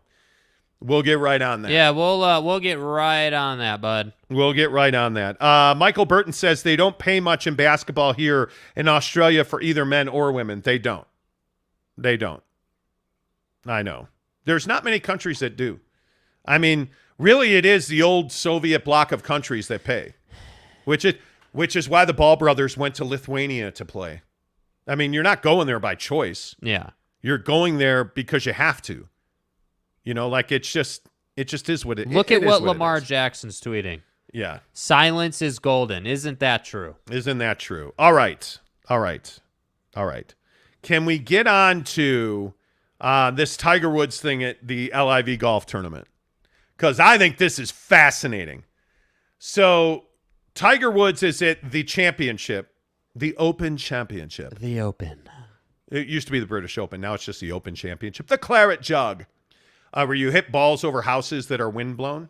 But he was asked about the LIV Golf Tour, LIV Golf Tour, and guys getting paid, and here's what Tiger Woods had to say about that. What is the incentive to practice? What is the incentive to go out there and earn it in the dirt?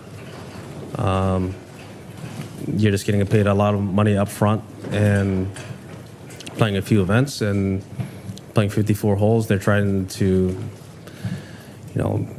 playing blaring music and have all these atmospheres that are different. I just don't see how, 54 holes, I can understand 54 holes is almost like a mandate when you get to the senior tours. The guys are a little bit older and a little more banged up, but I just don't see how that move is positive in the long term.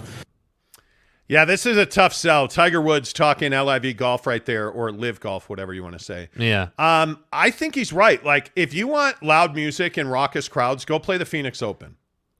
That's what the Phoenix Open is, right?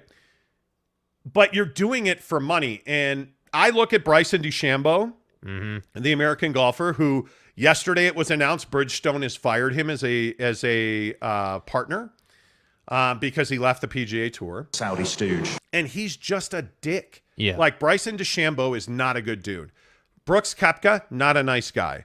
Like, just a red ass, right? Mm-hmm. So all these guys that are going to the LIV Golf Tour, it's a money grab. And what have all of them said? Well, I'm doing it, Dustin Johnson included, said, I'm doing it because I don't want to play golf my entire life. Mm-hmm. They're doing it because it's a cash grab. Why is Phil Mickelson on the LIV Golf Tour? It's a cash grab. Homie likes to gamble, right? Yes. Guys like Tiger Woods will never go there. Guys like Rory McIlroy will never go there because they have morals, right? Like, the biggest story here is not the money. It's the Saudi sovereign fund that is funding the LIV Golf Tour. Saudi stooge. And you're talking about, you think the Russians are bad. Like, they cut people's heads off, bro. Yeah. Like, that's Repeatedly. who you're dealing with. Yeah. And I think it's fascinating that Tiger Woods not only knew he was going to be asked about this, he was ready. He wanted to answer that question.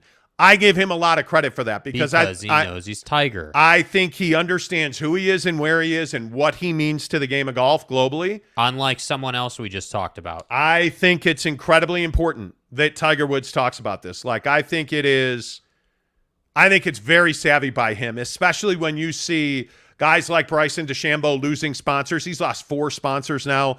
Phil Mickelson's lost all of his sponsors. Well, the morals of it are horrible. The optics of it are horrible. The morals of it are horrible. Like, especially, and I don't know that it's lost on, or it probably is lost on everybody. President of the United States is flying to Saudi Arabia to negotiate with them and meet with them. And it's fascinating that all of this is going on. The world we live in right now is crazy. Yeah. It is absolutely insane what is going on globally in this world right now. And that's why I guess we're lucky to sit here and talk about Donovan Mitchell on a daily basis. But I just think it's fascinating, the conversation around LIV Golf and that Tiger Woods is commenting on it.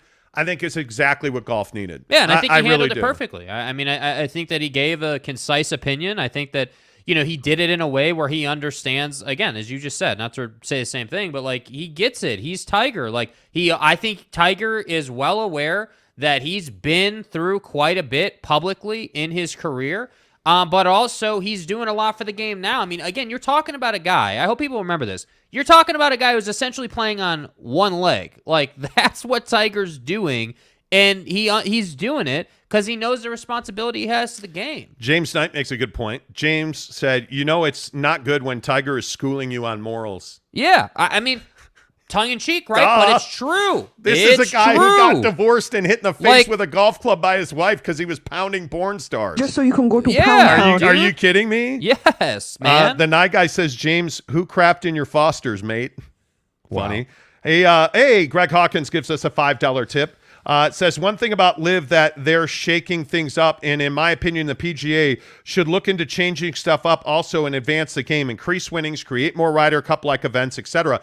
And to your point, Greg, they have done that.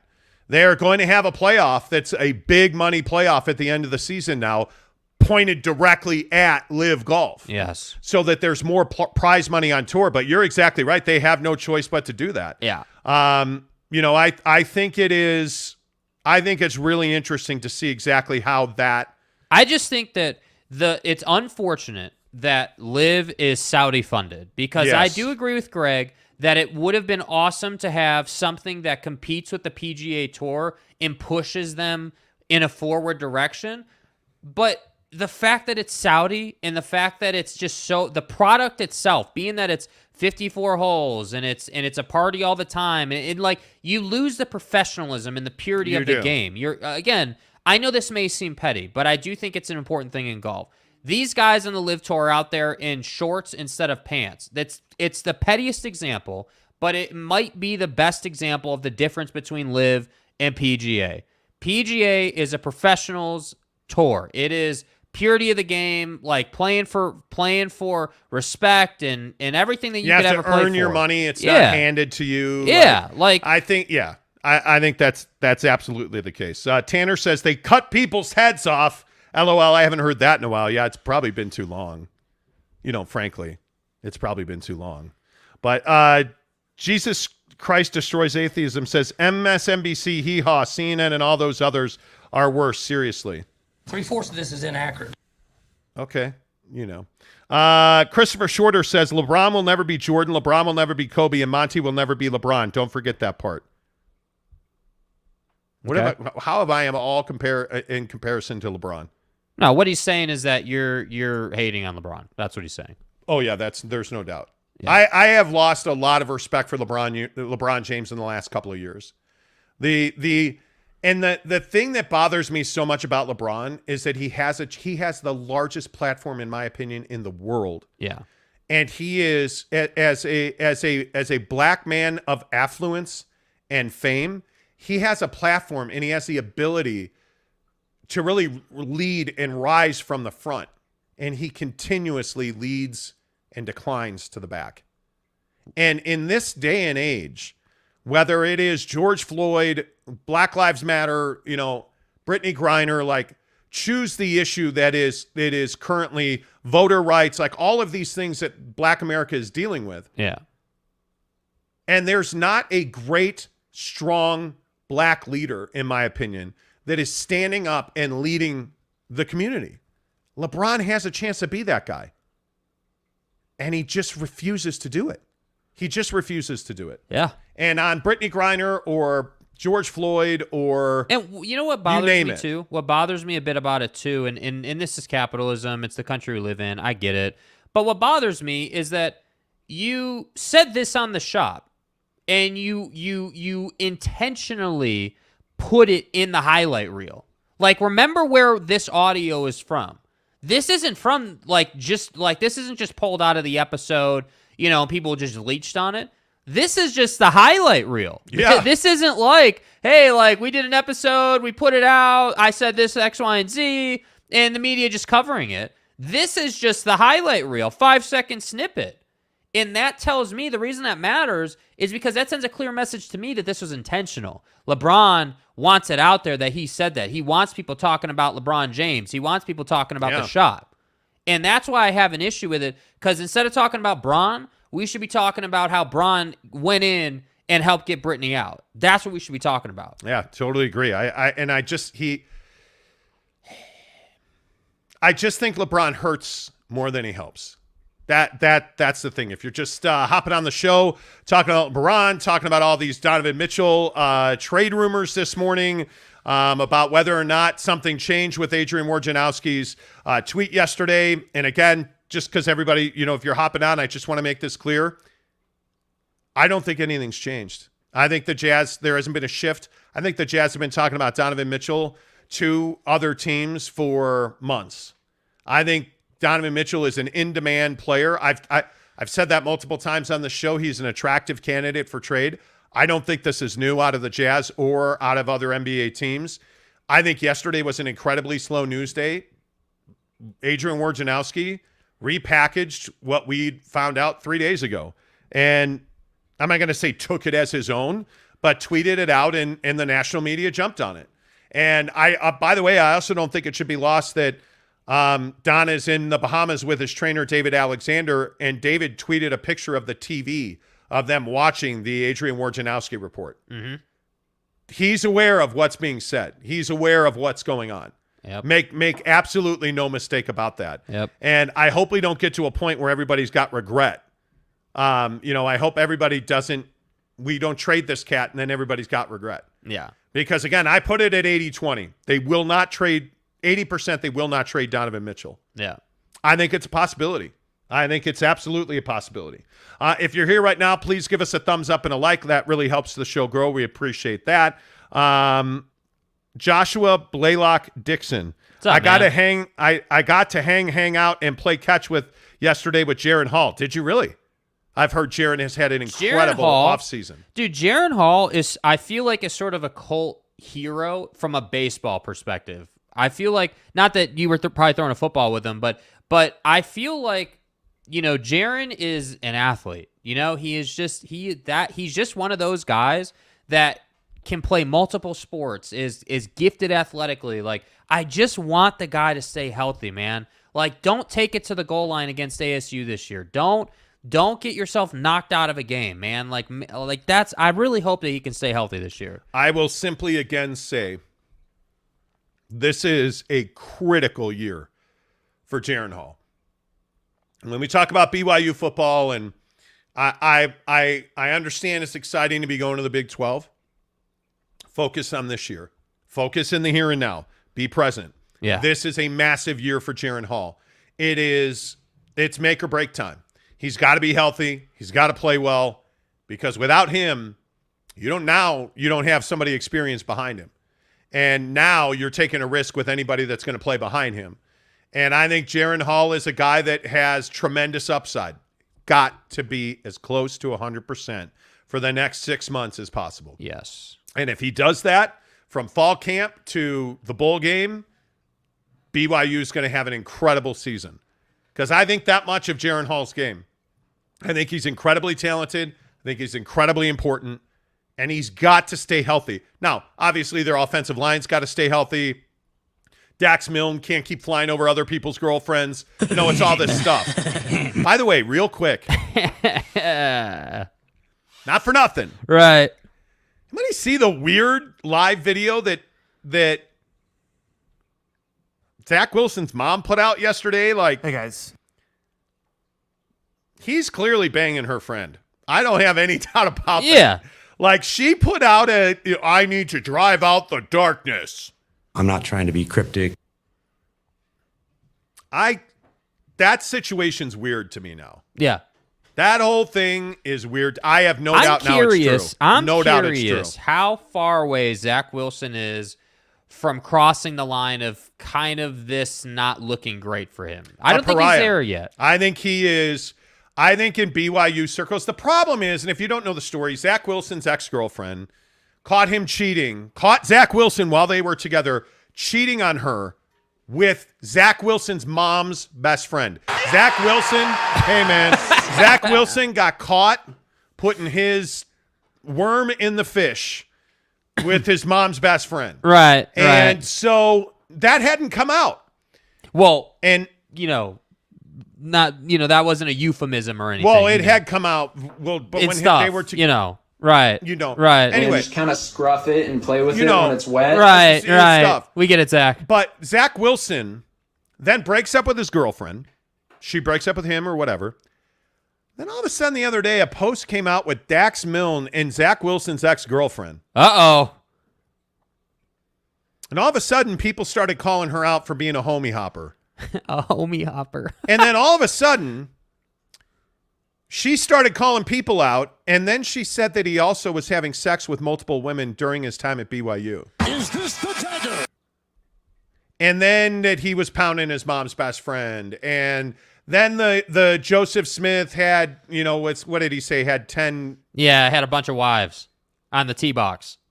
At some point, Zach Wilson's going to outlive his welcome with the Jazz or with the BYU community. Right. Yeah. I agree with you that he's on the tipping point of not being in the seventh layer of heaven. It vexes me. You know what I'm saying? Like, yes. This is a dude that has to watch himself, because up until that point, he was beloved in the BYU community. I think the Joseph Smith comment hurt him a little bit. But I think this thing with his mom's best friend, his ex-girlfriend, Dax Milne, right now, having sex at BYU, like honor code violations, like, yeah. I think he needs to just be careful, bro. Some shit happened. Yeah, just be careful. That's what I'm saying. Let's see. James Knight says, love the passion today, guys. Congrats. Thank you. Appreciate that. You probably don't, but that's fine. Thank you, James. Appreciate you, bro. Seriously, it is what it is. Yeah, I appreciate you. Appreciate you saying that. Thanks for all the tips, by the way. James tips us $2.99. The Nye Guy says Zach's mom is cuckoo for Cocoa Puffs and the friend son thing. LOL. It's weird. The whole thing's weird. Tanner says, well, I'm younger than you, Leonard. I'm actually 12 years old. Well. Oh, did you have a birthday? Scammer Trolling says D-bag alert. Major D-bag alert. Yeah, seriously. Yeah. Major D-bag alert. Dop Hop says that's an honor code violation. It is, in fact, pretty sure. Yeah. Pretty sure. Kelly Stewart says Zach Wilson's business is none of our business, in my opinion. Well, when you violate the honor code and you cheat on your girlfriend, I'm going to go ahead and say that's not in the book anywhere. Yeah. I'm gonna say that's worse than drinking caffeine.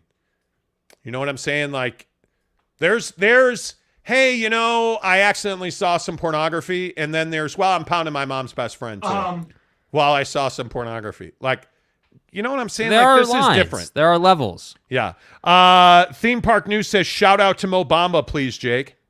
Okay, let me find that for you. There it is. Shout out to Mo Bamba. Yeah. There you Riley go. O'Brien says, another hat tip, gentlemen. Another great show. Appreciate you. Tanner Plummer says, every BYU football player has violated the honor code at least 3 times. I know because when I went to BYU, I saw BYU football players doing crazy things. The honor code's an impossibility. The honor code is a goal. It is not an easy goal to reach. Sorry if you're offended by that. It is not. Snipes Entertainment says the Jets always got bad press. Yes, they do. Yeah. Theme Park News says yes. Jeremy Bolton says, I want Jack in the Box after the show. Seriously, I need a cigarette, a bath, and some Jack in the Box. By the way, It's fucking America. does anybody know anybody who owns Jack in the Box or when it's going to open? Yeah. Please. Oh, there's going to be Jack in the Box everywhere in Salt Lake in like 5 months. Yeah, There's it's been not. 5 months. By the way, speaking of Jack in the Box, today is actually National French Friday. Let's go. What are we going to do about that? Something. Maybe. Something. I don't know. Maybe. Off the top. So Wendy's. Oh, or... wait. Look at Amber Spencer giving us $2. Great show today. Amber, appreciate you. Yeah, thank you. Newer listener? Are you a new listener Yeah, are you to a new us? listener? How long have you been listening? Seriously, asking. Yeah, Amber Spencer, are you new to the show? We'd love to know about you. Appreciate you giving us a tip. That helps a lot. Greg Hawkins, you dirty dog. He says Zach Wilson likes to Jack in the Box. So No, he's straight pile driving though. Well, yes, he is. Yes, he is. Zach attack. Show, LOL, Theme Park News says. Amber says, I'm the only woman, LOL. No, we actually have quite the girls club. No, we have, I think, 10... Mrs. Monty, who's off today, is usually here. I think we have like 10 or 15 that listen. By the way, regularly. Mrs. Monty's not here today because she's taking the dog to the vet again. $700 more out the window. Yeah, echocardiogram on the dog's heart today. What the hell is an echocardiogram? It's basically an ultrasound. I think that's HIPAA. My dog has had 2 spells this year where, like, I'm not even kidding. He'll be running around fine, like he'll be humping couches and eating food and everything's great. And then all of a sudden he just goes limp. Like he doesn't pass out, but he's like drunk. And then all he does is sleep for a day and a half. He doesn't eat nothing. And he has a heart murmur, so they're trying to figure out if there's a larger heart issue with him. In other words, they want more of my money. It's going to be like $700 because they got to knock him out, and then they got to do an ultrasound on his heart. Dude. I hope Buddy's okay, man. Yeah. I hope he's all right. Amber Spencer says, I've been listening since March on the pod. You guys make me look good in jazz talk with my brothers. Nice, Amber. Let's go. That's a nice. win. That's a win. Nice. That's a win. We like that. Let's see. Megan Wilhite says, another girl here, just don't ever comment. Wow.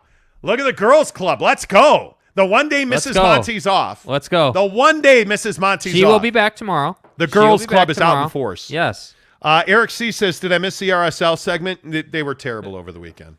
I think they have a match tonight, by the way, a midweeker, which is interesting. Nye Guy says, Zach's mom's friend can't give Zach her cherry, but she gave Zach the box it came in. Wow. Okay. This feels very serious now. Alex says, first time, long time with the Jazz trade Donovan to New York for Jason Giambi. I actually think, See, that was the sentiment that I was hoping for today. That's what I wanted. Speaking of ladies' night, right? Did anybody see that on the Derek Jeter 30 for 30 that's coming out, the Derek Jeter documentary on ESPN? He is going to directly address his gift basket to the women he's Zach Wilson. I said the women he's Zach Wilson. The Zach attack. So Derek Jeter is infamous, for those who don't know. Derek Jeter. Number 2. The Yankee legend, who I guess is lanky. Anyway, the point is, he is infamous for having hot girlfriends, but he also brings several women back to his loft in New York.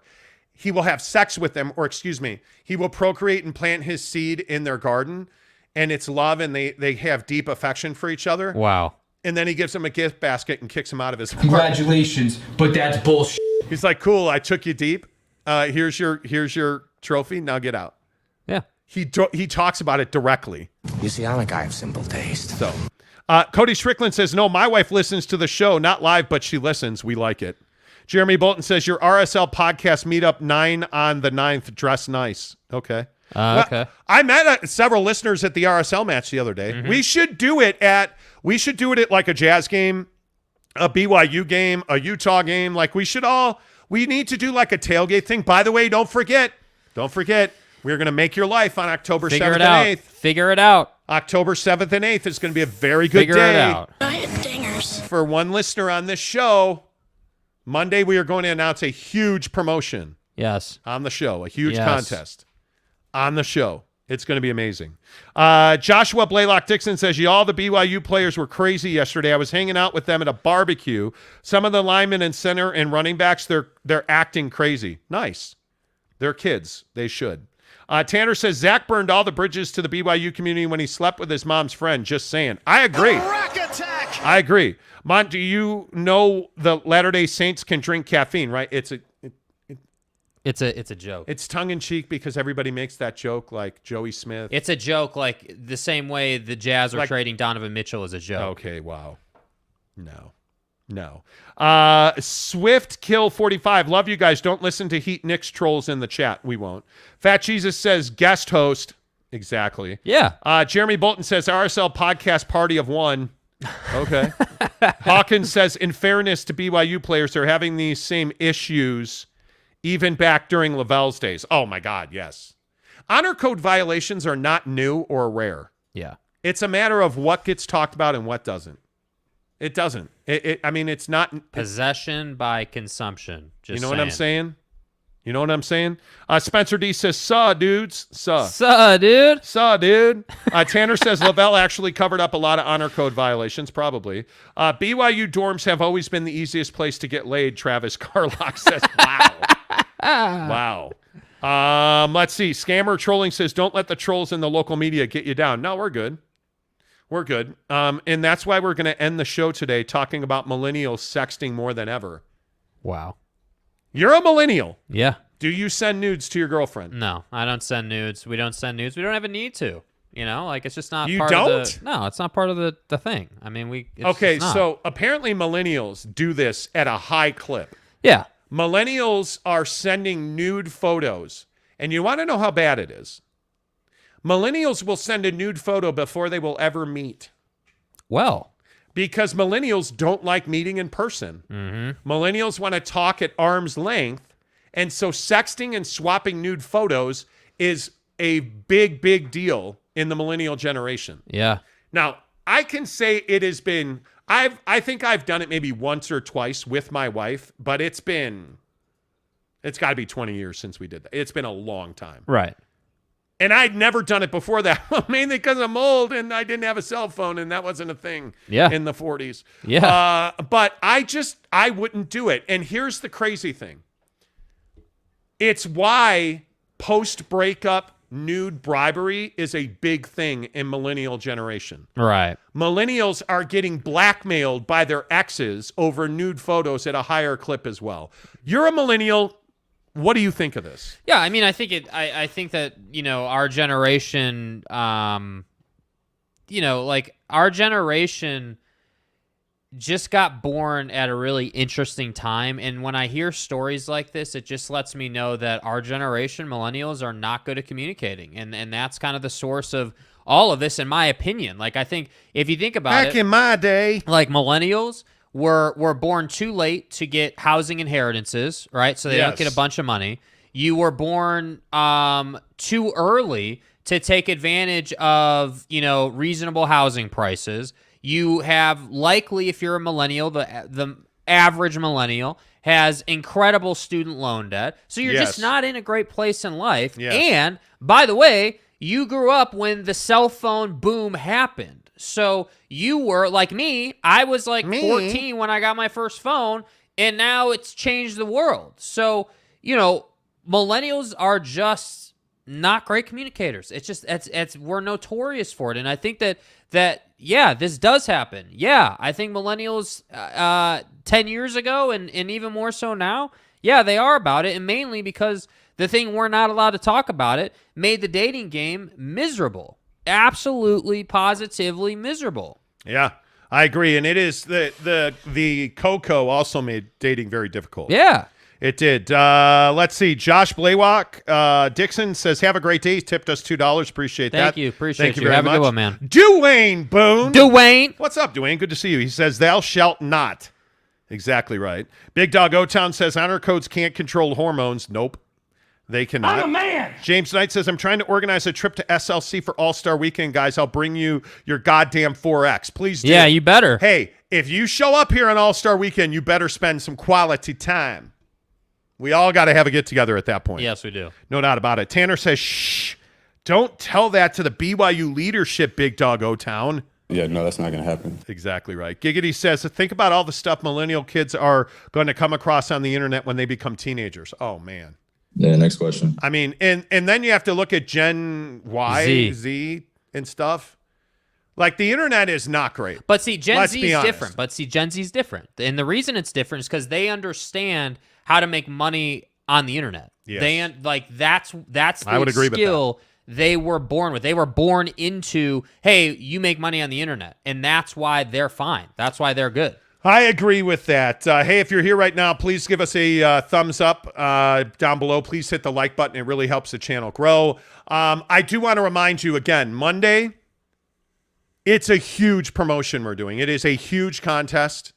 It is one that my guess is everybody's going to love. This is not, by the way, this is not a video game console giveaway. No, it is not. This is probably like 5 times bigger than that. Way better than that. Yeah. And I am so excited. We are buttoning up, some last little details, dotting some I's, crossing some T's. And then we are going to announce this contest on Monday, October 7th and 8th. Let's go do some research. You probably know what that is already. You should be excited. It is going to be amazing. Yes. Amazing. That is Monday on the show. We will announce that. Appreciate you, Nye Guy says, great show, studs. Appreciate you. Tomorrow I will be in a much better mood. I promise you that. Admittedly, today I am a little crabby. Okay, good. Crab Master Flash. Thank you to everybody who gave us tips today. $20 in tip revenue today. Appreciate that. Thank you so much. You can hit the $sign tip us below if you'd like to do that. Unbelievable support that you guys give us on the show every day. Give us a like. Shop our affiliate links. Prime Amazon Day. Prime Last Day day on too. Prime Day. You guys bought a ton of AirPods Pro yesterday. Hit it again. iWatch 7, Dash Pass, free for a year. It's on the affiliate links. Until tomorrow, say goodbye, Zach Wilson's mom's best friend. Goodbye, Zach Wilson's mom's best friend.